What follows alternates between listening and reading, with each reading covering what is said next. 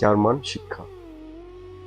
আজকে আমরা J4-তে ফ্যামিলি এবং রিলেটিভ যে পরিবার আছে সেই সম্বন্ধে ক্লাস করব।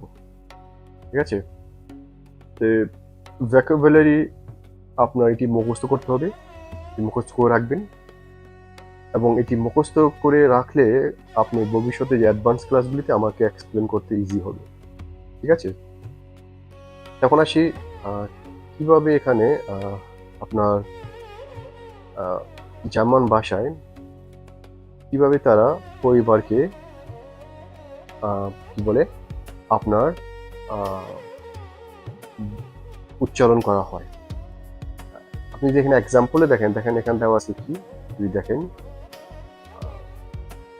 দি ফ্যামিলি, ঠিক আছে, দিয়া ফাদার, দিয়া